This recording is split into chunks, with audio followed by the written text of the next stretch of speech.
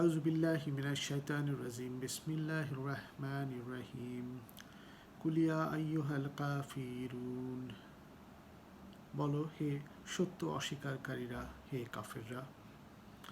লা আ'বুদু মা তা'বুদুন, আমি তার ইবাদত করি না যার ইবাদত তোমরা করো। ওয়ালা আনতুম আবিদুনা মা আ'বুদ, এবং তোমরাও তার ইবাদতকারী নও যার ইবাদত আমি করি।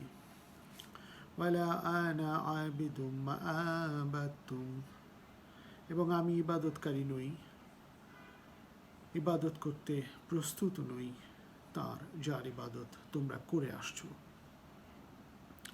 ওয়ালা আনতুম আবিদুনা মা আবুদ, এবং তোমরাও তার ইবাদতকারী উপাসনাকারী হবে না বা প্রস্তুত নও যার ইবাদত আমি করি।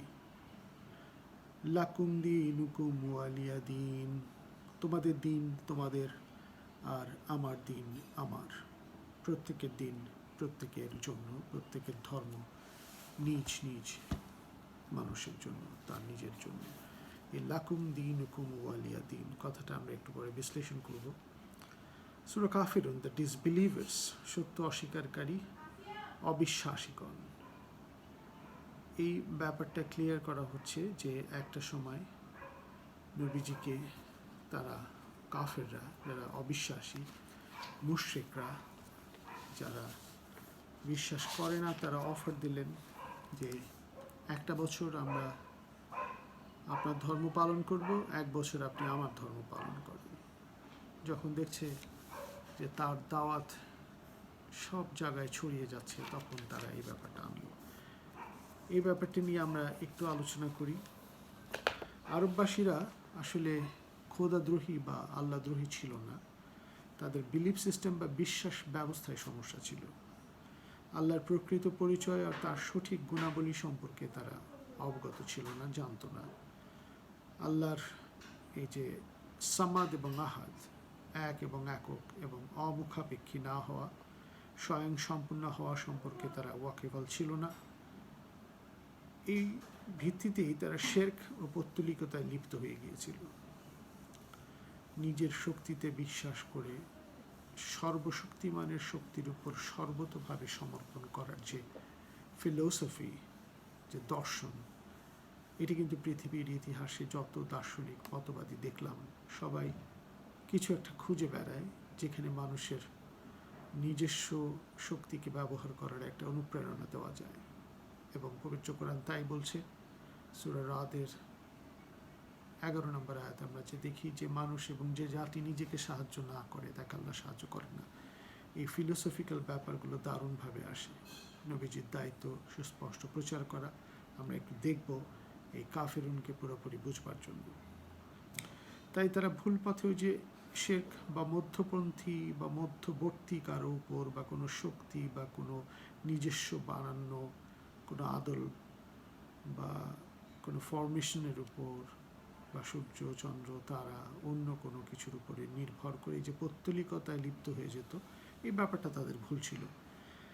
তারা তাদের পূর্ববর্তী বুজুর্গ নেক লোকের নামে তৈরি করা মূর্তি ও দেবদেবীদের পূজা অর্চনা আরাধনা করত, আর বিভিন্ন ফেরেশতাদের নামে তৈরি করা মূর্তিদের পূজা করত। সূর্য, চন্দ্র, তারা এগুলো তো আছেই। এর মাঝখানে বিভিন্ন পশু পাখির ফর্ম তৈরি করেও তারা চাইতো। এই অবস্থায় তারা ওই সকল যে মধ্যপন্থী বা মধ্যবর্তী যে অবস্থাগুলো, যে একমাত্র সর্বশক্তিমানের উপর নির্ভর না করে যে পূজা অর্চনা উপাসনা করাকে মহাশক্তিমান আল্লাহর নৈকট্য লাভের অন্যতম পন্থা মাধ্যম মনে করতো, তা আসলে ভুল ছিল। তারা নিজেরাও সেটা রিয়েলাইজ করে নাই বা বুঝতে পারতো না। এই জন্য নবীজি তার শিক্ষায় সবসময় বলে যাচ্ছেন কোরআনের আয়াতের মাধ্যমে, যেগুলি শিখবার চেষ্টা করো তোমরা মানুষ। এর একটি আয়াত হলো, তুমি যদি তাদেরকে প্রশ্ন করো কে আসমান ও জমিন সৃষ্টি করেছে, সূর্য ও চন্দ্র কার অনুগত, নিশ্চয়ই তারা বলবে আল্লাহ তাআলার। তুমি যদি তাদেরকে প্রশ্ন করো আসমান থেকে বৃষ্টিপাতের মাধ্যমে মৃত জমিনকে সজীব কে করেন, নিশ্চয়ই তারা বলবে আল্লাহ তাআলা। সূরা আনকাবুত 62-63 নম্বর আয়াত। কেন বলা হচ্ছে? আর জায়গায় এসছে তারা জোর দিয়ে সবসময় আল্লাহরই কসম খেত, কিন্তু আল্লাহর যে কনসেপ্ট, এই ব্যাপারটা তারা বুঝতে পারতো না। অথচ তারা কাজে কর্মে, চিন্তা ভাবনায়, সংস্কৃতি, ঐতিহ্যে, তাদের চাষাবাদ উৎপাদনের ক্ষেত্রে, কাল্টিভেশন এবং মানুষের যে কর্মচঞ্চলতার ক্ষেত্রে বিভিন্ন দেবদেবী ও মূর্তিদেরকে আল্লাহর শরীক ও অংশীদার মনে করত। তাদের চতুষ্পদ জন্তু, সন্তান সন্ততির কমা বাড়ার ক্ষেত্রে, সন্তান বেশি হবে কম, এগুলি ব্যাপারেও এই এই যে দেবদেবী মূর্তি, এদেরকে অংশীদার মনে করত। আল্লাহ আছে কিন্তু এগুলো অংশীদার, তাদের কাছে চাওয়া যায়। তারা তাদের নামে মানত করত, তাদের কাছে সন্তান প্রাপ্তির যে বৃদ্ধি, গৃহপালিত প্রাণী বৃদ্ধির জন্য প্রার্থনা করত এদের কাছে, যেটা করতে হবে একমাত্র সর্বশক্তিমানের কাছে, এবং নিজের প্রচেষ্টা উদ্যোগ অব্যাহত রাখতে হবে, যেটা কোরআনের আসল শিক্ষা। সৎ কাজে প্রতিযোগিতা করে কে এগিয়ে যাচ্ছে দেখার জন্য জীবন মৃত্যু আল্লাহ সৃষ্টি করেছেন। সূরা মুলকের 2 নম্বর আয়াত আল্লাহ স্পেসিফিক বলছেন। সূরা কাহফের 8 নম্বর আয়াতে বলছেন যে সমস্ত সৌন্দর্য, সমস্ত কিছু সৃষ্টি করেছি এগুলিকে মানুষকে পরীক্ষা করার জন্য, সৎ কাজে কে এগিয়ে আছে তা দেখার জন্য। তাই ওই ব্যাপারটি থেকে তারা সরে যেত। সন্তান সন্ততি উৎপাদিত ওই যে গৃহপালিত প্রাণীর জন্য আল্লাহর কাছে এই অংশ নির্ধারণ করতো দেবদেবীদের জন্য। আল্লাহর জন্য নির্ধারিত অংশ দেবদেবীর নামে বন্টন করা হতো না, আবার দেবদেবীদের নামে নির্ধারিত অংশ আল্লাহর নামে বন্টন করা ও কোরবানি করা হতো না, বা স্যাক্রিফাইসটা সেভাবে করতো না। এই প্রসঙ্গে আল কোরআনে সূরা নামে উল্লেখ করা হয়েছে, এই লোকেরা তাদের নিজেদের ক্ষেত খামারে উৎপাদিত ফসল থেকে ও গৃহপালিত প্রাণী থেকে আল্লাহর জন্য একটি অংশ নির্ধারণ করেছে। তারা বলে এ হচ্ছে আল্লাহর জন্য। এসব কিছু তাদের অমূলক ধারণা, কল্পনা মাত্র। আর তারা বলতো এই অংশ হচ্ছে আমাদের শরীকদের, দেবদেবীদের জন্য। তারা মনে করতো তাদের মন করা শরীকদের অংশ থেকে আল্লাহর কাছে কিছুই পৌঁছায় না, অথচ আল্লাহর নামে নির্ধারিত অংশ থেকে তাদের মন করা শরীকদের নিকট অবশ্যই কিছু পৌঁছিয়ে দেওয়া হয়। এই যে ভুল সিদ্ধান্তগুলো এইখানে বলছে, এমনিভাবে কল্পিত দেবদেবীর অনুভূতি তাদের সন্তানদের বলি দেওয়ার কাজকে কতই না আকর্ষণীয় করে দিয়েছে, যেন তারা তাদের নিজেদেরকে ধ্বংসে নিমজ্জিত করে, তাদের দিনকে তাদের জন্য সন্দেহজনক বানিয়ে দেয়। আল্লাহ তাআলা যদি চাইতেন তবে তারা এমনটি করতো না, কাজেই তাদেরকে তুমি ছেড়ে দাও, তারা মন গড়া মিথ্যা রটনায় নিমজ্জিত থাকুক। সূরা আনাম 136-37 নম্বর আয়াত। এই ব্যাপারগুলি থেকে আমরা বুঝতে পারি যে সর্বশক্তিমানের উপর, মহামহিমের উপর নির্ভরশীলতা থেকে তারা ডিরেল বা বিচ্ছিন্ন বা পথ ভ্রষ্ট হতো। অথচ এসব বিভ্রান্তি, ভ্রষ্টতা ও শিরক লিপ্ত থাকা সত্ত্বেও তারা নিজেদেরকে ওই যে বলতো ইব্রাহিম আলাইহিস সালামের দ্বীনের উপর প্রতিষ্ঠিত আছে বলে তারা বিশ্বাস করতো, কিন্তু আসলে তা ছিল না। ইব্রাহিম তার বাবার বিরুদ্ধে যখন যুক্তি দিচ্ছেন, বাবার জন্য মা পোচাচ্ছেন, আমরা সূরা মুমতাহিনাতে দেখেছি, কিন্তু একই সাথে ওই যুক্তির বিরুদ্ধে গিয়ে একক সর্বশক্তিমানের উপর বিশ্বাস করছেন, সেটাই মিল্লাতে ইব্রাহিম। সেটার মাধ্যমেই তাদের দোয়াতেই, যখন কাবা শরীফ তৈরি করেন ইব্রাহিম আলাইহিস সালাম এবং ইসমাইল আলাইহিস সালামের দোয়াতেই নবীজি হযরত মুহাম্মদ সাল্লাল্লাহু আলাইহি ওয়াসাল্লাম মানুষকে সত্যিকারের জ্ঞান শিক্ষা দেওয়ার জন্য, জীবনকে পরিশীলিত, পরিমার্জিত এবং রুচিশীল এবং সত্যের পথে থাকার জন্য নিজের শক্তির উপর সমস্ত কিছু যেন আমরা ব্যবহার করতে পারি, এটা শেখানোর জন্য উনি এসেছেন, এবং সর্বশক্তিমানের উপর সর্বতোভাবে সমর্পণের জন্য এবং শান্তি সৃষ্টি করার জন্য ইসলাম উপহার দিয়ে গিয়েছেন। তাই তারা যদিও বিশ্বাস করতো তারা ভুল বিশ্বাসের উপর ইব্রাহিমের ধর্মে আছে, আসলে তারা নাই। তারা মনে করতো যে তারা ইহুদি বা খ্রিস্টানদের তথা আহলে কিতাবদের চেয়ে শ্রেয়। তাদের সাথে বসবাসকারী ইহুদিরা বলে হযরত উযায়ের আলাইহিস সালাম আল্লাহর পুত্র, আর নাসারারা, খ্রিস্টানরা বলে ঈসা আলাইহিস সালাম আল্লাহর পুত্র। এই জায়গাটাতেও যাওয়া ইসলামে নিষিদ্ধ। এখানে নবীজিকে একজন মানুষ হিসেবে, একজন শিক্ষক হিসেবে, একজন আদর্শ ব্যক্তি হিসেবে মানুষের কাছে উদাহরণ সৃষ্টি করছেন, কিন্তু তাকেও বলা হচ্ছে উনি শুধু সুস্পষ্ট প্রচারকারী। এগুলি আমরা দেখব। তারা মনে করতো যে এই ঈসা আলাইহিস সালাম ও উযায়ের আলাইহিস সালামের তুলনায় ফেরেশতাকুল, জিনেরাও, দেবদেবীরা আল্লাহ তাআলার বেশি ঘনিষ্ঠ ও নিকটতর। বস্তুত আল্লাহর বিরুদ্ধে বা গায়রুল্লাহর ইবাদতে লিপ্ত হওয়াই শিরক। মুশরিক বা আহলে কিতাব উভয় সম্প্রদায় প্রকাশ্য শিরকে লিপ্ত ছিল। শিরক কোনোটাই উত্তম নয়, শিরকের মধ্যে কোনো কল্যাণই নিহিত নেই। এই জায়গাটা আমাদেরকে বুঝতে হবে, যেন আত্মতুষ্টিতে কেউ না ভুগে এতে। আরবে যখন নবী সাল্লাহ ইসলামের আবির্ভাব হলো, নবুয়তের ঘোষণার পর তিনি দাবি উত্থাপন করলেন তার উপস্থাপিত দিনই হচ্ছে ইব্রাহিম আলাইহিস দিন। বুঝিয়ে দিলেন একেশ্বরবাদী, এক এবং অভিন্ন এক সত্তা আল্লাহ তাআলা, যিনি কারো মুখাপেক্ষী নন। এই ব্যাপারগুলো যখন বুঝালেন তখন মক্কার মুশরিকরা বলল, যদি মোহাম্মদ সাল্লাহ ইসলামের উপস্থাপিত দিন ইব্রাহিম হয়ে থাকে তবে আমাদের দিন পরিবর্তনের কোনো যৌক্তিকতা প্রয়োজনীয়তা নেই। তারা যুক্তিহীনভাবে এই কথাটা বলল, কারণ তারা বুঝতো না, তারা ভাবতো তাদেরটা ইব্রাহিমের দিন, কেননা আমরা তো দিনই ইব্রাহিমের অনুসারী তারা বলতো। উপরন্তু তারা রাসূলুল্লাহ সাল্লাল্লাহু আলাইহি ওয়াসাল্লামের কাছে দাবি ও শর্ত নিয়ে হাজির হলো যে তুমি যদি দিনে ইব্রাহিমের দাওয়াত নিয়ে এসে থাকো তবে তুমি আমাদের দেবদেবীদের পূজা করে এদের বন্দেগী উপাসনা করো। যদি তুমি আমাদের দেবদেবীদের পূজা করো তবে আমরাও তোমার আল্লাহর ইবাদত করব। তুমি যদি আমাদের ইলাদের স্বীকৃতি দাও তবে আমরাও তোমার আল্লাহকে মেনে চলব। এমনিভাবে আমাদের মাবুদ ও তোমাদের মাবুদের ইবাদতের ভিত্তিতে আমরা একটা সমঝোতা, সমন্বয় ও সন্ধিতে উপনীত হতে পারব। তুমি আমাদের রীতিনীতি পদ্ধতি, আমাদের মাবুদদের পূজা অর্চনাকে মেনে নাও, আমরাও আল্লাহর ইবাদত করব। তোমার কিছু নিয়ম নীতিকে মেনে চলবে। এভাবে ইসলাম ও জাহিলিয়াতের মধ্যে সমঝোতার একটা মাঝামাঝি পথ বা একটা নিরপেক্ষ পথ অবলম্বন করার একটা প্রস্তাব আসলো। আসলে কিন্তু তা না। এই জায়গাটা বুঝতে হবে, আল্লাহ ও গায়রুল্লাহ তথা ইসলাম এবং জাহিলিয়াতের অভিনব সংমিশ্রণে কোনো সুযোগ নাই। বিশ্বাস এবং নীতি এটা একক জায়গায় থাকবে, একক সৃষ্টিকর্তা। এই যে আল্লাহ তাআলা মক্কার মুশরিক পৌত্তলিকদের প্রস্তাবিত ইসলাম ও জাহিলিয়াতের তথা তাওহীদ ও শিরকের অভিনব মিলন, সমঝোতা ও সন্ধির উদ্ভট প্রস্তাবকে নাকচ করে দিয়ে সূরা নাজিল করেছে। এই সূরা কোনো নিরপেক্ষ মতবাদকে প্রতিষ্ঠিত করার জন্য নয়।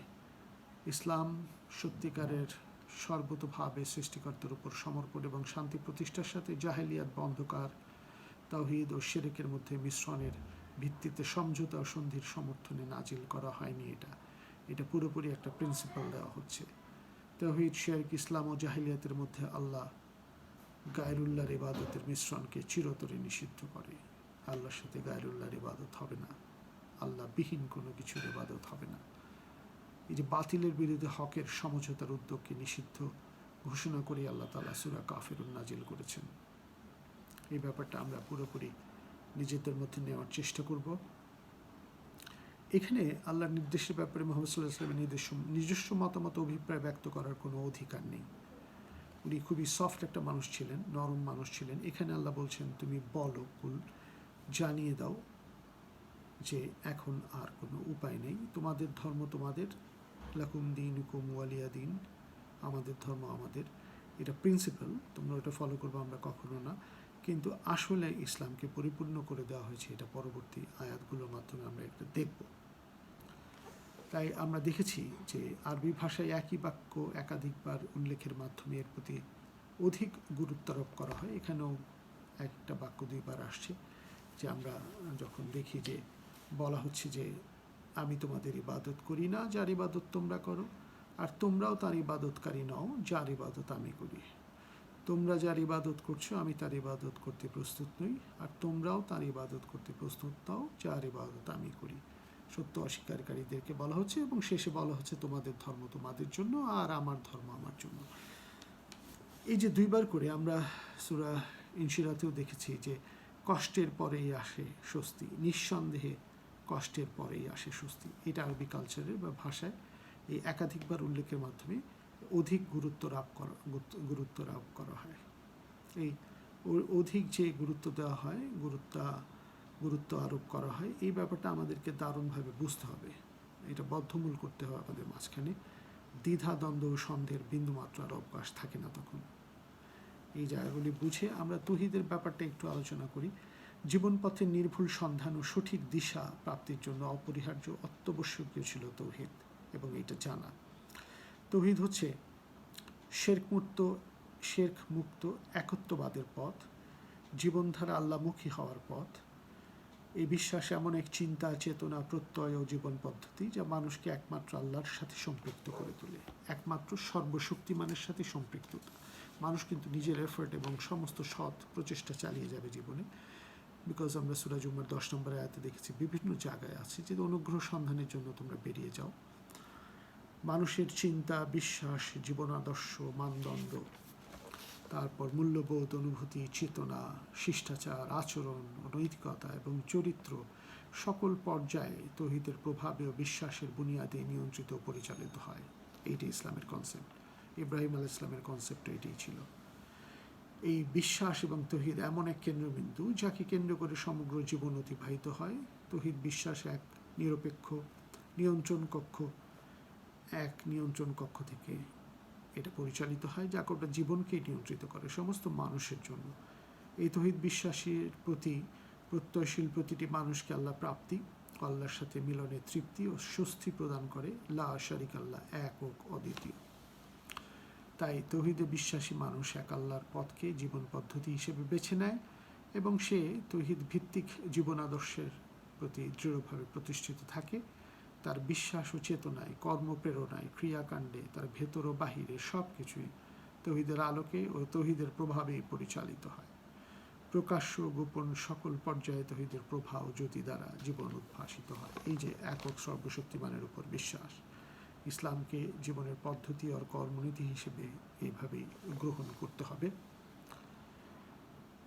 তাই দিন হচ্ছে নির্ভেজাল তৌহিদ ভিত্তিক দিন। এই চেতনা, আকিদা, পদ্ধতি, ধ্যান ধারণা, আইন বিধান, চিন্তা, চেতনা সম্পূর্ণ আল্লাহর দেয়া। এতে শিরকের বিন্দুমাত্র কোনো অবকাশ নেই। কোনো দুর্বল ধ্যান ধারণা, কোনো নমনীয়তা, শিরকের কোনো প্রকার মিশ্রণ, শিরকের কোনো প্রকার ইসলামী দাওয়াতের সাথে কোনোভাবেই সম্পৃক্ত না। ইসলামী জীবন আদর্শ অদম্য সাহসিকতা, বীরত্ববাঞ্জক মানসিকতা, আপসীন দৃঢ়তা, প্রচ্ছন্ন সুস্পষ্ট স্বাতন্ত্র্য বজায় রেখে নিজের প্রচেষ্টা, এর মাধ্যমে সর্বশক্তিমানের সর্বতোভাবে সমর্পণ এবং শান্তি সৃষ্টি করা সমস্ত মানুষের জন্য এই কনসেপ্টটাকে ধারণ করে। এই চিরন্তনী যে ঘোষণা আল্লাহ এখানে এটা দিচ্ছেন। এরপরেই আমরা চলে যাব যে এখানে আল্লাহ বুঝাচ্ছেন কি। এটা যখন আল্লাহ বলছেন যে এই কাফেরুন আসলো, তখন অতীতে যে আমরা এটার সাথে জড়িত হইনি, এই তৌহিদের বাইরেও আমরা যাইনি, ইব্রাহিম আলাইহিস সালামও যান নাই, এবং যখন নবীজি সাল্লাল্লাহু আলাইহি ওয়াসাল্লাম এসেছেন তার উপরে যখন ওহী এসেছে, ওহীর মাধ্যমে এটা এসেছে এবং ভবিষ্যতেও আমরা যাব না। এই যে বারবার বলার ক্ষেত্রে এই ব্যাপারগুলো আছে। এই বাক্যে জোর দেওয়া হচ্ছে তৌহিদের ভিত্তিতে যে গভীর উপলব্ধিটির জন্য বর্তমান ও ভবিষ্যতে সর্বসময়ের জন্য এখান থেকে মুক্ত থাকতে হবে। ভুল বিশ্বাস ও পথে উপাস্য ও উপাসনা পদ্ধতির বিষয়টি পরিষ্কার করা হয়েছে। ওই যে তোমার ইবাদত করি না, তোমাদের উপাসনা, আমাদের ইবাদত তোমরা করো না, এখানে কিন্তু একটাতে উপাস্য আর একটা উপাসনা পদ্ধতি সব কিছুই আসে। উপাস্যের বিভিন্নতা ও ইবাদত পদ্ধতির বিভিন্নতা এই দুই জায়গায় দুইভাবে আসছে। উপাস্যের ক্ষেত্রেও অভিন্নতা নেই, সেই ইবাদত পদ্ধতির ক্ষেত্রেও নেই। তাই এই ব্যাপারটাতে আমাদেরকে বুঝতে হবে এটা এসেছে ওহীর মাধ্যমে। মুশরিকদের ইবাদত পদ্ধতি তাদের নিজস্ব স্বকল্পিত, নিজেরা তৈরি করেছে। কখনো এই মূর্তির মাধ্যমে, কখনো গরু ঘোড়ার মাধ্যমে, কখনো সূর্যের মাধ্যমে, কখনো মানুষকে বড় করে, এইভাবে না। সবার কাছেই একমাত্র সৃষ্টিকর্তার কাছে চাওয়া, এবং নবীজি নিজেও এসেছেন সুস্পষ্ট প্রচারক হিসেবে। আমরা দেখব অন্য মানুষ, বুজুর্গ মানুষ সবাইকে সম্মান করতে হবে, কিন্তু কেউ মানুষকে কিছু দিতে পারবে না, দিবেন একমাত্র সৃষ্টিকর্তা, এবং মানুষের সৎ প্রচেষ্টা তার কাছে দেখা হবে। এই যে সংযোগ, দুটি আয়াত পবিত্র কোরআনে উল্লেখ করি এখানে, সূরা ইউনূসের 41 নম্বর আয়াত। আর তারা যদি তোমার প্রতি মিথ্যারোপ করে তবে তুমি বলো আমার কাজের দায়িত্ব আমার এবং তোমাদের কাজের দায়িত্ব আসলে তোমাদের। এরপরে সূরা কাসাসের 5 এবং আশ-শূরা 15 নম্বর আয়াত, এই দুইটার মিশ্রণে যেটা আমরা দেখি, আমাদের কাজের ফল আমাদের জন্য এবং তোমাদের কাজের ফল তোমাদের জন্য। কাজের ফল ইবাদতকে আসলে এটা ওয়ার্ক ইজ ওয়ার্শিপ, কাজকে ইবাদতেও পরিণত করতে হবে। ইবাদতের যে চমৎকার সংজ্ঞা আল্লাহ তাআলা দিচ্ছেন, সেই সংজ্ঞায় আমরা সবসময় দেখি আল্লাহ তাআলা বলছেন আল্লাহ ভালোবাসেন এবং সন্তুষ্ট হন প্রকাশ্য অপ্রকাশ্য এমন যাবতীয় কথা ও কাজকেই আসলে ইবাদত বলে। এই যে আল্লাহ ভালোবাসেন এমন কাজকে, প্রকাশ্য হতে পারে, অপ্রকাশ্য হতে পারে, ইবাদতের সার্বিক যে ধারণাটা এবং এর মাধ্যমে জীবন পরিচালনা করাটা আসলে বুঝতে হবে।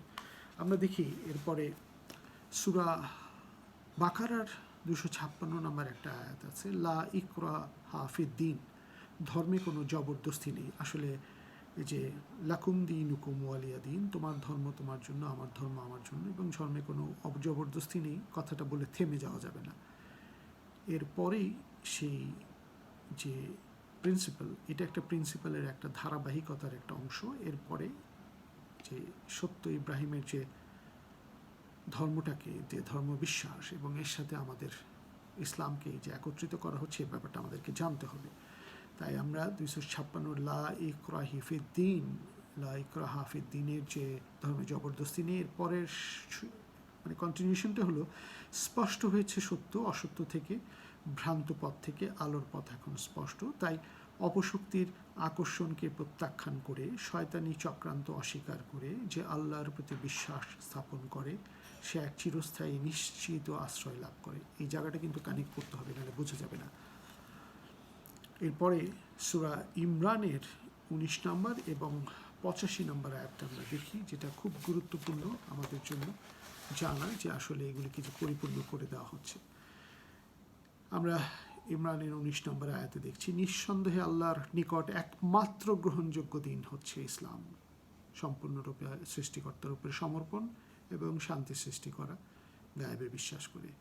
আর যারা কিতাব প্রাপ্ত হয়েছে তাদের নিকট প্রকৃত জ্ঞান আসার পরেও শুধুমাত্র পরস্পর বিদ্বেষবশত তারা মতবিরোধে লিপ্ত হয়েছে। এখানেও যেটা হচ্ছে, যারা আল্লাহর নিদর্শনসমূহের সাথে কুফরি করে, তাদের জানা উচিত যে নিশ্চয়ই আল্লাহ হিসাব গ্রহণে অত্যন্ত দ্রুত। এরপরে আরেকটা আয়াত দেখি, সূরা ইমরানের 85 নম্বর আয়াত, যে ব্যক্তি আল্লাহ ছাড়া অন্য কোনো ধর্ম তালাশ করে কশ্চিনকালেও তা তার পক্ষ থেকে গ্রহণ করা হবে না, এবং আখেরাতে সে ক্ষতিগ্রস্তদের অন্তর্ভুক্ত হবে। এই জায়গাটা আমরা খুব সুন্দর করে বুঝতে হবে, কারণ একটা বিচ্ছিন্নভাবে কোরআন বোঝা যায় না, সব কিছুর কানেক্টিভিটিতে কোরআন বুঝতে হবে, আয়াতগুলোতেই আছে। তারপরে সূরা মাইদার 3 নম্বর আয়াতে আছে, আজ আমি তোমাদের জন্য তোমাদের দিনকে পরিপূর্ণ করে দিলাম, তোমাদের প্রতি আমার নেয়ামত সমূহ সম্পূর্ণ করলাম এবং তোমাদের জন্য ইসলামকে দিন হিসেবে পছন্দ করলাম। মাইদার 3 নম্বর আয়াত। এই যে 3টা আয়াতের মাধ্যমে আমরা জানতে পারলাম যে ইসলামের কনসেপ্টটা। এখন যে প্রচারে কি বলে, যে কনসেপ্টে এটা আছে এবং এরপরে প্রচারটা কিভাবে করতে হবে আমরা দেখছি সূরা আনফালের 125 নম্বর আয়াতে, প্রজ্ঞা, উত্তম উপদেশ পানি, সুন্দর আচরণ ও পদ্ধতিতে বুঝিয়ে এই যে দাওয়াতের বিষয়টা এরকমভাবে ইসলামে আসে। একদম সোজাসুজি আয়াতটাই যাই, সূরা নাহলের 125, হে নবী, তুমি তোমার প্রতিপালকের পথে মানুষকে ডাকো প্রজ্ঞাপূর্ণ সুবচনে, জ্ঞানের ভিত্তিতে সুন্দর কথা বলার মাধ্যমে, তাদের সাথে আলোচনা করো মমতা ভরা যুক্তিতে, সুন্দরভাবে সুন্দর আচরণের মাধ্যমে, যুক্তিটাও যেন এরকম হয়, জোর করে চাপিয়ে দিয়ে কোনো খারাপ কথা বলে না। মনে রেখো তোমার প্রতিপালক ভালো করেই জানেন কে সৎ পথ ছেড়ে বিপথে গেছে আর কে সৎ পথে আছে। একই জিনিস আমরা দেখেছি সূরা জুমার 41 নম্বর আয়াতে, কোরআনকে আমি দিয়েছি মানব জাতির কল্যাণের জন্য, যে সৎ পথ প্রাপ্ত হয়েছে বা সৎ পথে গেছে সে নিজের ভালো করেছে, যে অসৎ পথে গেছে যে সে নিজের নিজেকে ভুল পথে চালিত করেছে, সে নিজের ক্ষতিগ্রস্ত হয়েছে, নিজের ক্ষতি করেছে। এরপরে আল্লাহ বলছেন যে সূরা আনফালের, দেখেন আমরা কত চমৎকারভাবে ইসলামের শিক্ষাগুলি নিতে পারি। কাফেররা সন্ধি করতে চাইলেও সন্ধি করো, মানে সেটাতে মানা নাই, কিন্তু ওই বিশ্বাসের ব্যাপারে, শিক্ষার ব্যাপারে, ওই একক আল্লাহ তাআলা সৃষ্টিকর্তার উপর নির্ভরশীলতা এবং নিজের শক্তিকে পরিপূর্ণ ব্যবহারের মাধ্যমে, শিক্ষক যারা নবী রাসূল এসেছেন সবার কাছ থেকে শিক্ষা নিয়ে, আমাদের শেষ নবী হযরত মুহাম্মদ মুস্তাফা সাল্লাল্লাহু আলাইহি ওয়াসাল্লামের মাধ্যমে শিক্ষা নিয়ে আমাদেরকে বুঝতে হবে যে আমরা আসলে কোনটা করব না। এই ব্যাপারটা নবীর দায়িত্বটাও আসবে শেষে, যে আমরা সম্পূর্ণরূপে আল্লাহর উপর নির্ভর করতে পারি, নবী এটা শিখিয়ে দিয়ে গেছেন। এরপরে আমরা সূরা মুমতাহিনা 4 নম্বর আয়াতে দেখি, তোমাদের জন্য ইব্রাহিম ও তার অনুসারীদের মধ্যে রয়েছে উত্তম আদর্শ। ইব্রাহিম এবং তাকে যারা অনুসরণ করছে বা সাথী, তাদের মধ্যে তারা তাদের সম্প্রদায়কে বলেছিল, তোমাদের সঙ্গে এবং আমাদের সঙ্গে এবং তোমরা আল্লাহর পরিবর্তে যাদের উপাসনা করো তাদের সঙ্গে আমাদের কোনো সম্পর্ক নেই। তোমরা যা বিশ্বাস করো তার সত্যতা আমরা অস্বীকার করছি। ওইভাবে আমরা সত্য মানতে পারি না, কোনো কিছুর শিরকের মাধ্যমে, কোনো কিছুর উপর ডিপেন্ড করে না, আল্লাহর সাথে সমস্ত কানেক্টিভিটি সংযোগ করতে হবে মানুষকে। এক আল্লাহতে বিশ্বাস স্থাপন না করা পর্যন্ত তোমাদের সাথে আমাদের চিরস্থায়ী একটা দূরত্ব বা বিভেদ সৃষ্টি হয়ে রইল। এই ব্যাপারগুলি আমরা বোঝার পর আমরা কয়েকটা কোরআনের আয়াত দেখি যে আমরা যদি সম্পূর্ণভাবে কোরআনটাকে অনুধাবন করতে চাই তাহলে সূরা ইমরানের যে আয়াতটা আছে সেটা দিয়ে আমরা শুরু করব ইনশাআল্লাহ। যে সূরা ইমরানে আল্লাহ তাআলা বলছেন যে নবীর দায়িত্বটা আসলে কি। নবীর দায়িত্বটা সর্বতোভাবে শুধু প্রচার করা। এত চমৎকার আয়াত, আমরা এই আয়াতটা একটু দেখি, 20 নম্বর আয়াত। তাই হে নবী, এখন যদি ওরা তোমার সাথে বিতর্ক করে তবে ওদের বলো আমি ও আমার অনুসারীরা আল্লাহতে পুরোপুরি সমর্পিত। এরপর কিতাব অনুসারী ও নিরক্ষরদের জিজ্ঞেস করো, যারা অজ্ঞ, বুঝে না, নিরক্ষর, তোমরাও কি আল্লাহতে পুরোপুরি সমর্পিত হয়েছ? নিশ্চয়ই ওরা যদি আল্লাহতে পুরোপুরি সমর্পিত হয় তবে সত্যপথ পাবে।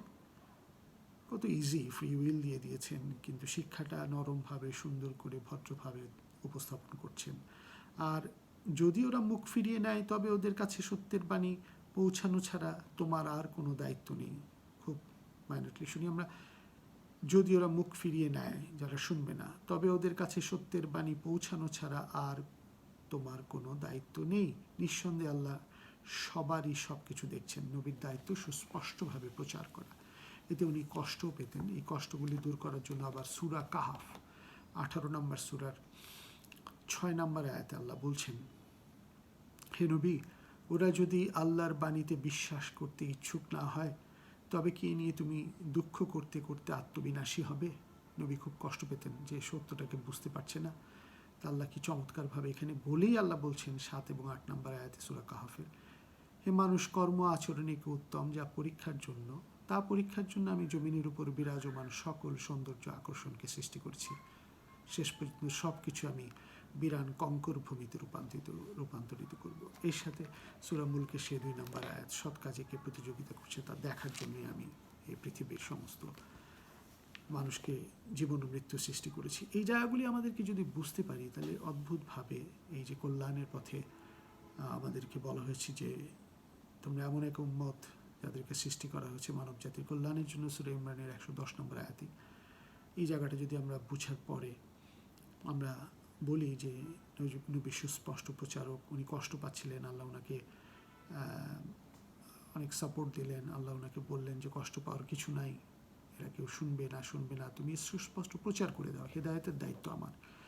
এরপরে আল্লাহ বলছেন সূরা কাসাসের 56 নম্বর আয়াতে, হে নবী, তুমি চাইলেই কাউকে সৎপথে আনতে পারবে না, তবে যে ইচ্ছা করে আল্লাহ তাকে সৎপথে আনেন। এই যে আমি সূরা রাদের 11 নম্বর আয়াতটা বারবার বলি, যে জাতি এবং যে মানুষ নিজেকে সাহায্য না করে তাকে আমি সাহায্য করি না, করলেই আল্লাহ সাহায্য করবেন। সৎপথে আসার যে চিন্তা, নবী শুধু স্পষ্ট প্রচারক, তাই এখানে বলা হচ্ছে।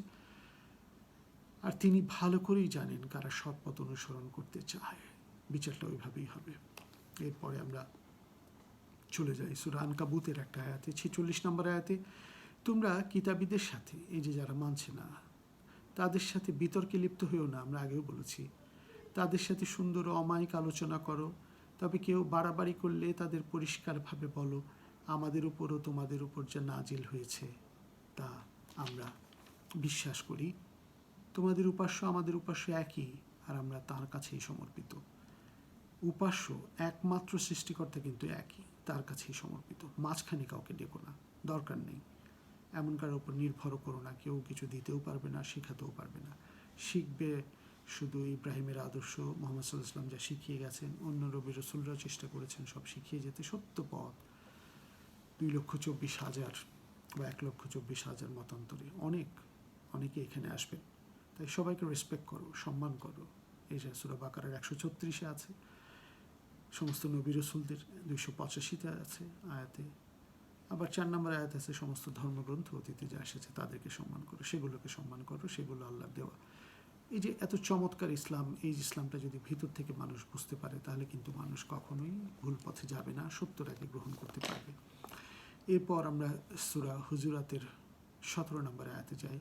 ওরা মনে করে ধর্মে সমর্পিত হয়ে তোমাকে ধন্য করেছে। হে নবী, ওদের বলো, ধর্মে সমর্পিত হয়ে তোমরা আমাকে ধন্য করনি, বরং বিশ্বাসের পথে পরিচালিত হয়ে, এবং এই বিশ্বাসের পথে পরিচালিত করে আল্লাহ তোমাদের ধন্য করেছেন যদি তোমরা বিশ্বাসের ব্যাপারে সত্যবাদী হয়ে থাকো। নিশ্চয়ই আল্লাহ মহাকাশ ও পৃথিবীর সকল গোপন রহস্য সম্পর্কে অবগত, আর তোমরা যা করো আল্লাহ সবই দেখেন। 18 নম্বর। তাই এই জায়গাটা দিয়ে আমরা বুঝতে পারলাম যে সূরা কাফেরুনের ওভারঅল যে শিক্ষাটা কি, আমরা মানুষকে সম্মান করব, এক একজনের আদর্শ সে নিয়ে থাকবে, কিন্তু সমস্ত দর্শন ফিলোসফি অতীত থেকে, থেলেস থেকে নিয়ে অ্যারিস্টোটল, তারপরে সক্রেটিস, এখান থেকে যতগুলো এসেছে সব আসলে একটা জায়গায় সার্চ করতে চায়, কোনো একটা জায়গা। সেই সার্চের মেইন জায়গা হলো মানুষের নিজস্ব শক্তিটাকে ব্যবহার করুক মানুষ, কিন্তু একটা জায়গা মিসিং পয়েন্ট থেকে যায়, যে কোনো একটু জিনিস তারা বের করার চেষ্টা করছে। সেটাই হলো এই একক সর্বশক্তিমান মহামহিম সুপ্রিম অথরিটি, অ্যান্থ্রোপিক প্রিন্সিপাল এবং ইন্টেলিজেন্ট ডিজাইন যিনি পরিচালনা করেন জগৎসমূহের ব্যাপারে, সেই শক্তিকে ধরার ব্যাপারটা এখানে আসছে। এবং এইখানে যে প্রিন্সিপালগুলি সত্যিকারভাবে যদি গ্রহণ করা যায়, এটা চমৎকারভাবে নিজের জীবনে কাজে লাগানো যায়। এখানে ওয়ার্শিপ ইজ এ স্লেভারি, সবসময় যে সৃষ্টিকর্তার প্রতি সম্পূর্ণ সমর্পণের মাধ্যমে আল্লাহ ভালোবাসেন এবং সন্তুষ্ট হন প্রকাশ্য অপ্রকাশ্য এমন যাবতীয় কথা ও কাজকে। এটাই আসলে ইবাদত।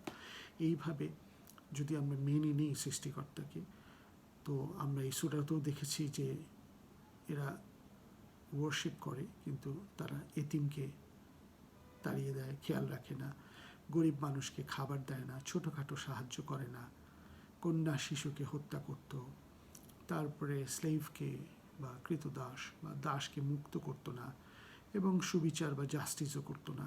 এই একটা জায়গা, তোমাদের ইবাদত আমরা করি না, ওই ইবাদত করবো না, এগুলি কানেক্টেড ইবাদত, যেটা সৃষ্টিকর্তা আমাদেরকে বলে দিয়েছেন এই জন্য করবো। আর এইখান থেকে রিফিউজ টু, এই যে আল্লাহর প্রতি যে আশ্রয় গ্রহণ করা, এই জায়গাটা আমরা বুঝে যে কোনো মধ্যবর্তী কোনো কিছুর উপর ডিপেন্ড না করে সর্বশক্তিমানের পুরোপুরি যদি আমরা ডিপেন্ড করতে পারি, এই নফসের বাইরে, নফসের স্লেভ না হয়ে সৃষ্টিকর্তার যদি ডিজায়ারের স্লেভ হই আমরা মানুষের উপকারের জন্য, মানুষের কল্যাণের জন্য, তাহলে আমরা এই ইসলামটাকে পুরোপুরি বুঝতে পারবো। এটা কোনো সিজনাল পালন করার ধর্ম না, সর্বতোভাবে মানুষকে বোঝানোর এবং মানুষকে যেন এই পথে বিশ্বাস করানো যায়, এটা মানলেই আমাদের আসলে মুক্তি, এবং নিজের সর্বত ক্ষমতাকেও আমরা পরিস্ফুট করতে পারবো আল্লাহ যেটা চাচ্ছেন, সততার পথে, সুন্দরের পথে। নবী রাসূলরা এখানে শিক্ষক হয়ে এসেছেন, ধর্মগ্রন্থ হিসেবে কোরআন এখন আছে। এটার পার্সপেক্টিভে সমস্ত জ্ঞান অর্জন করে আমরা যেন পৃথিবীতে এই বাণীটা পৌঁছে দিতে পারি সূরা কাফেরুনের ভিত্তিতে।